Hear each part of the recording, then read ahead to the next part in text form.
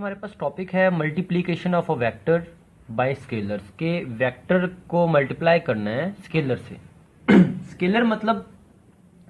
1 2 3 4 5 6 7 8 मतलब जितनी भी स्केलर हमारे पास मिकदारें हैं जिनकी डायरेक्शन नहीं होती, आप लोगों को इस जहन में रखना पड़ेगा,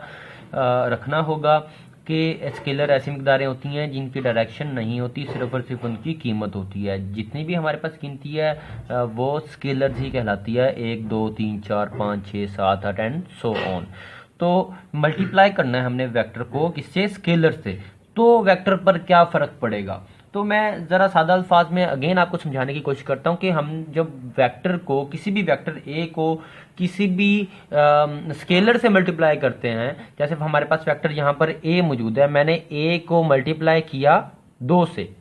तो डायरेक्शन पर कोई फ़र्क नहीं पड़ा, डायरेक्शन वही रहेगी, जो डायरेक्शन इसकी थी वही डायरेक्शन इसकी रहेगी। अगर कोई वेक्टर टूवर्ड्स राइट जा रहा है तो उसकी डायरेक्शन भी अगर आप 2 से मल्टीप्लाई कर दोगे डायरेक्शन उसकी वही रहेगी, मतलब स्केलर से मल्टीप्लाई करने के बाद डायरेक्शन तब्दील नहीं होगी। पहली बात, हाँ ये ज़रूर है कि जब हम किसी भी स्केलर से मल्टीप्लाई करते हैं डायरेक्शन वही रहती है, लेकिन थोड़ी सी डायरेक्शन हम बढ़ा देते होते हैं, डायरेक्शन थोड़ी सी लंबी हो जाती है। इसी तरीके से हम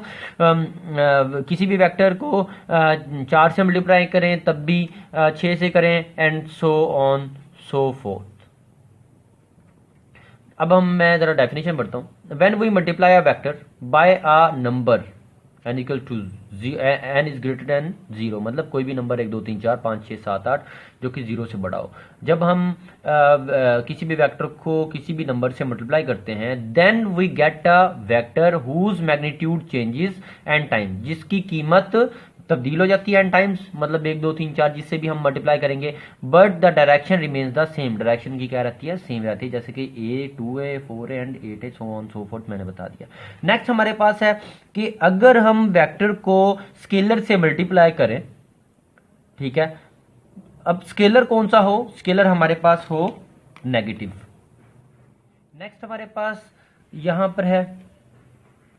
if we multiply vector A, किसी भी हम वेक्टर ए को मल्टीप्लाई करते हैं नेगेटिव नंबर से, सही है, नेगेटिव नंबर मतलब जहां पर जैसे कि हमने यहाँ पर किया था, वेक्टर ए को 2a से मल्टीप्लाई किया, 4a से 8a से 6a से, मतलब सो ऑन सो फोर्थ जिससे भी नंबर से मल्टीप्लाई किया। यहाँ पर हम मल्टीप्लाई करेंगे नेगेटिव नंबर होगा, जैसे -2a हो सकता है, -4a हो सकता है, वेक्टर को हम -2 से मल्टीप्लाई कर सकते हैं, -4 से कर सकते हैं, -8 से कर सकते हैं। तब क्या होगा, जब भी हम किसी वेक्टर को नेगेटिव से मल्टीप्लाई करते हैं तो उसकी डायरेक्शन उलट हो जाती है, चेंज हो जाती है। तो यहाँ पर भी if we multiply a vector a negative number then its direction opposite, उसकी डायरेक्शन तब्दील हो जाएगी, मतलब डायरेक्शन उसकी अपोजिट हो जाएगी। जैसे कि ये वेक्टर हमारे पास ए था